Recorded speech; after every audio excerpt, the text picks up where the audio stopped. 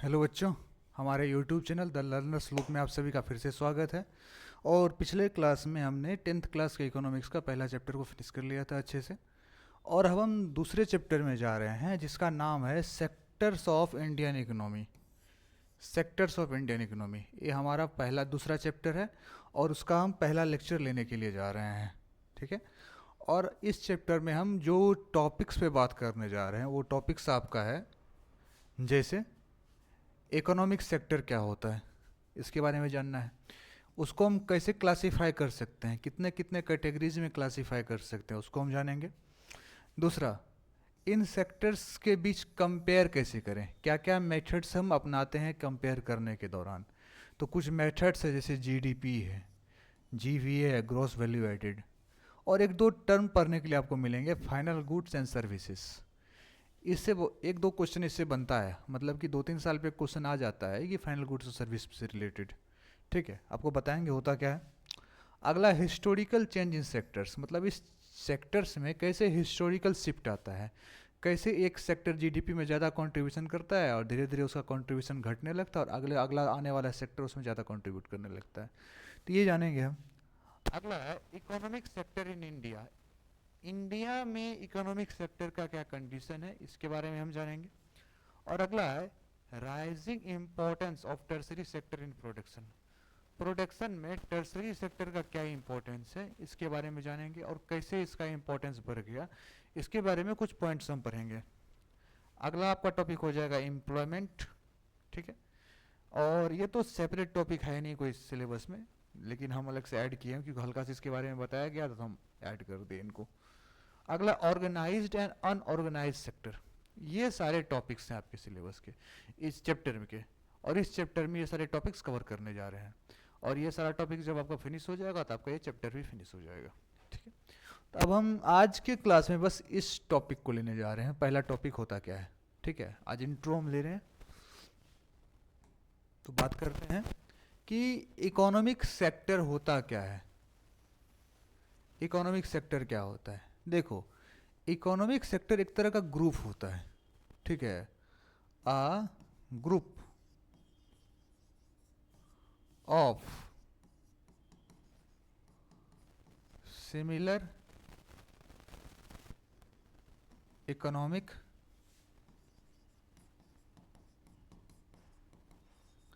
Activities. मतलब similar economic activities के group को हम एक इकोनॉमिक सेक्टर बोलेंगे। ठीक है। मतलब उस प्रॉपर, मतलब उस पार्टिकुलर इकोनॉमिक सेक्टर में एक ही टाइप का इकोनॉमिक एक्टिविटीज आएगा। ठीक है। फिर अगले सेक्टर में दूसरा टाइप का इकोनॉमिक एक्टिविटीज़, फिर आगे के सेक्टर में दूसरा टाइप का इकोनॉमिक एक्टिविटीज़ आएगा। ठीक है। अब देखो, हम इस इकोनॉमिक एक्टिविटीज़ के आधार पे इकोनॉमिक सेक्टर को 3 पार्ट्स में डिवाइड करते हैं। Primary sector, secondary sector, tertiary sector. 3 part में हम डिवाइड करते हैं। और प्राइमरी सेक्टर हम क्या बताए थे कि एक सेक्टर में एक जैसा इकोनॉमिक एक्टिविटीज शामिल होगा। तो इसमें क्या होगा, एग्रीकल्चर,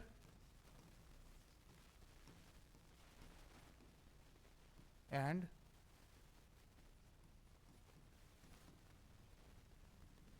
रिलेटेड एक्टिविटीज। इसमें होगा मैन्युफैक्चरिंग से रिलेटेड।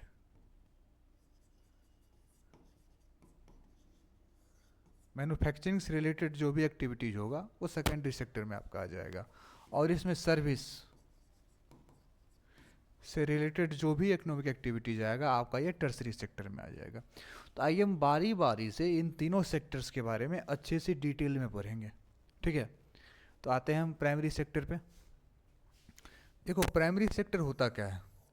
प्राइमरी सेक्टर क्या होता है कि ये ऐसा सेक्टर होता है, इसमें इस टाइप का इकोनॉमिक एक्टिविटीज आता है जो डायरेक्टली जो है ये नेचुरल रिसोर्सेज का यूज करता है।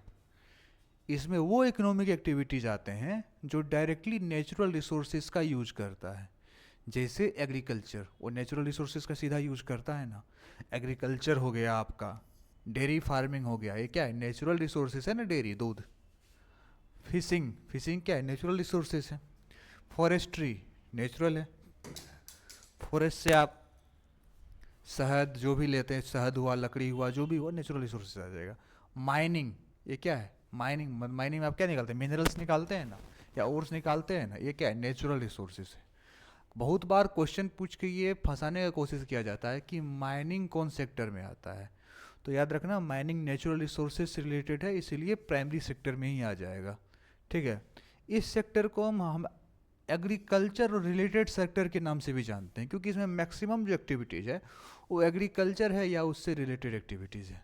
ठीक है, जैसे फिशिंग हो गया, डेयरी फार्मिंग हो गया, ये सब एग्रीकल्चर से रिलेटेड एक्टिविटीज़ है। ठीक है, इसी कारण से इसको हम एग्रीकल्चर और रिलेटेड सेक्टर के नाम से भी हम जानते हैं। ठीक है, तो ये आपका प्राइमरी सेक्टर हो गया। और हमारे यहाँ अभी सबसे ज़्यादा आदमी को सबसे ज़्यादा इंडिया में प्राइमरी सेक्टर ही रोज़गार अभी भी दे रहा है। ठीक है, एक कॉन्सेप्ट आता है डिसगाइज्ड अनएम्प्लॉयमेंट। ठीक है, वो हम आगे कॉन्सेप्ट पढ़ेंगे, वहाँ ये सब चीज़ अच्छे से पढ़ेंगे। अगला आपका आता है सेकेंडरी सेक्टर।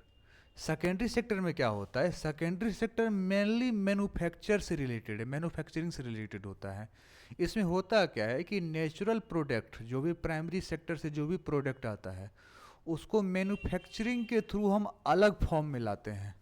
ठीक है, जैसे शुगर केन, गन्ना से हम क्या बनाते हैं, गुड़ बनाते हैं या शुगर बनाते हैं, किसके थ्रू, मैन्युफैक्चरिंग के थ्रू।